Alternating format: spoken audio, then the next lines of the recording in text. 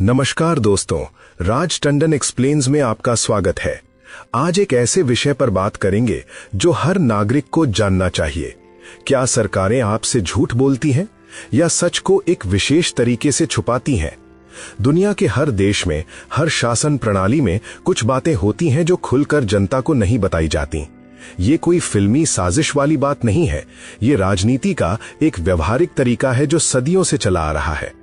आज राज टंडन एक्सप्लेन्स पर हम भावनाओं से नहीं बल्कि पूरी तरह तर्क और तथ्यों से समझेंगे कि सरकारें क्या छुपाती हैं, क्यों छुपाती हैं और इसका आम नागरिक के जीवन पर क्या गहरा असर पड़ता है।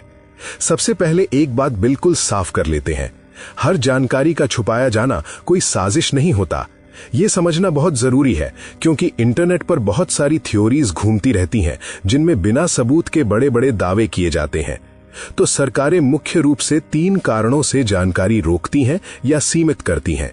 पहला कारण है राष्ट्रीय सुरक्षा, दूसरा कारण है राजनीतिक स्थिरता बनाए रखना और तीसरा कारण है सत्ता को बचाना और बनाए रखना।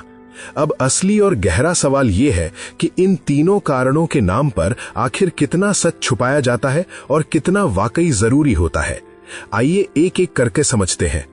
दुनिया के हर देश के पास ऐसी फाइलें और दस्तावेज होते हैं जो दशकों तक गोपनीय या क्लासिफाइड की श्रेणी में रखे जाते हैं। इसके पीछे कारण भी तार्किक है। सैन्य रणनीतियां जो अगर सार्वजनिक हो जाएं तो देश की सुरक्षा खतरे में पड़ सकती है। खुफिया एजेंसियों की गतिविधियां जिनका खुलासा ऑपरेशन को बर्बाद कर सकता है और अंतर्राष्ट्रीय गोपनीय समझौते जो कूटनीतिक संतुलन बनाए रखने के लिए जरूरी होते हैं। अगर ये सब कुछ एक साथ जनता के सामने आ जाए तो दुश्मन देशों को सीधा फायदा मिल सकता है। यहां तक तो तर्क बिल्कुल ठीक है और कोई इससे असहमत नहीं होगा, लेकिन असली समस्या तब शुरू होती है जब राष्ट्रीय सुरक्षा का यही लेबल हर उस असुविधाजनक सवाल पर चिपका दिया जाता है जो सरकार के लिए अनकंफर्टेबल हो। और ये बात सिर्फ एक देश की नहीं, दुनिया भर की सरकारों पर लागू होती है। अब दूसरा महत्वपूर्ण पहलू समझिए। सरकारें जानकारी को मैनेज करती हैं। इसे इंफॉर्मेशन मैनेजमेंट कहते हैं। ये कैसे काम करता है, इसे ध्यान से समझिए। कौन सी खबर आज हेडलाइन बनेगी ये तय किया जाता है, किस मुद्दे पर राष्ट्रीय बहस होगी ये दिशा दी जाती है और किस विषय को धीरे से बिना शोर मचाए दबा दिया जाएगा ये भी रणनीति का हिस्सा होता है। ये सब मीडिया नैरेटिव कंट्रोल से जुड़ा होता है। आपने खुद नोटिस किया होगा कि कभी अचानक एक मुद्दा हर न्यूज चैनल पर, हर सोशल मीडिया प्लेटफॉर्म पर दिखता है और अगले हफ्ते वो पूरी तरह गायब हो जाता है, जैसे वो मुद्दा कभी था ही नहीं। ऐसा क्यों होता है? क्योंकि सूचना का प्रवाह नियंत्रित किया जा सकता है और किया जाता है। इसका मतलब ये बिल्कुल नहीं कि सब कुछ झूठ है, लेकिन ये जरूर है कि पूरा सच बहुत कम बार जनता के सामने रखा जाता है। राज टंडन एक्सप्लेन्स पर अब बात करते हैं एक बहुत ही दिलचस्प विषय की, और वो है आंकड़े। आंकड़े कभी सीधे तौर पर झूठ नहीं बोलते, लेकिन उन्हें पेश करने का तरीका पूरी तस्वीर को बदल सकता है। कुछ उदाहरणों से समझिए। बेरोजगारी दर को कम दिखाने के लिए गणना की मेथडोलॉजी ही बदल दी जाती है। अगर आप एक हफ्ते में 1 घंटा भी काम करते हैं तो कई देशों की सरकारें आपको एम्प्लॉयड मान लेती है। आर्थिक वृद्धि को प्रतिशत में दिखाकर उसके असली जमीनी प्रभाव को छुपाया जा सकता है। जीडीपी बढ़ रही है, इसका मतलब ये नहीं कि आम आदमी की जेब में पैसा बढ़ रहा है। गरीबी रेखा की परिभाषा ही बदलकर कागजों पर गरीबी कम हुई दिखाई जा सकती है, जबकि जमीनी हकीकत कुछ और होती है। टेक्निकली देखें तो सब कुछ सही दिखता है, कोई आंकड़ा गलत नहीं है, लेकिन पूरी तस्वीर बिल्कुल अलग हो सकती है। यही वो क्षेत्र है जहां सच और आधा सच के बीच की रेखा धुंधली हो जाती है। अब एक और गहरी बात समझिए। चुनाव के समय जनता से बड़े बड़े वादे किए जाते हैं, लेकिन सत्ता में आने के बाद असली फैसले किन के दबाव में लिए जाते हैं ये जनता को शायद ही कभी पूरी तरह बताया जाता है। इन फैसलों को प्रभावित करने वाली ताकतें होती हैं। बड़ी कॉरपोरेट कंपनियां जिनके आर्थिक हित सरकारी नीतियों से जुड़े होते हैं। अंतर्राष्ट्रीय संस्थाएं जैसे IMF, वर्ल्ड बैंक जिनकी शर्तें नीतियों को दिशा देती हैं। आर्थिक लॉबी समूह जो पर्दे के पीछे से काम करते हैं और रणनीतिक गठबंधन जो भू राजनीतिक समीकरणों से तय होते हैं।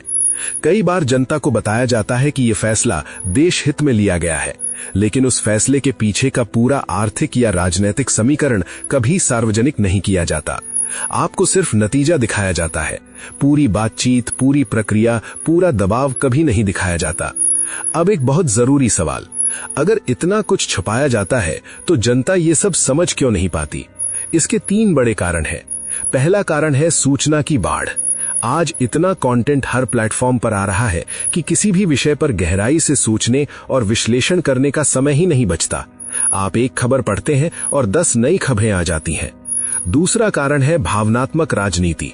डर, गुस्सा, राष्ट्रीय गर्व, धार्मिक भावनाएं। जब इन भावनाओं को उभारा जाता है तो तार्किक सोच अपने आप कमजोर पड़ जाती है, और यही वो समय होता है जब सबसे बड़े फैसले चुपचाप ले लिए जाते हैं।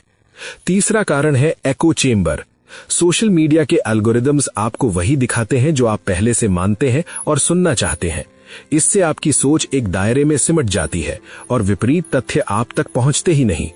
इसका मतलब ये बिल्कुल नहीं कि जनता बेवकूफ है। इसका मतलब ये है कि सिस्टम इतना जटिल बना दिया गया है कि पूरी तस्वीर देखना मुश्किल हो जाता है। अब राज टंडन एक्सप्लेन्स पर सबसे बड़ा और सबसे जरूरी सच सुनिए। सरकारें अंततः केवल वही करती हैं जो सिस्टम उन्हें करने देता है, और ये सिस्टम जनता से अलग नहीं है। जनता इस सिस्टम का सबसे बड़ा हिस्सा है। अगर जनता सवाल नहीं पूछती, सरकारी डेटा को खुद जाकर नहीं पढ़ती, तथ्यों की स्वतंत्र जांच नहीं करती, तो पारदर्शिता की मांग भी कभी नहीं बनती।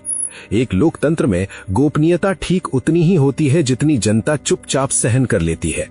जिस दिन जनता सवाल पूछना शुरू करती है, उसी दिन से पारदर्शिता बढ़ने लगती है। तो क्या हर सरकार झूठ बोलती है? नहीं, ये कहना गलत होगा। क्या हर सरकार पूरी सच्चाई बताती है? वो भी नहीं, और ये कहना भी गलत नहीं होगा। सच इन दोनों के बीच में है। सत्ता हमेशा सूचना पर नियंत्रण चाहती है। ये सत्ता का स्वभाव है, चाहे वो किसी भी देश की हो, किसी भी पार्टी की हो।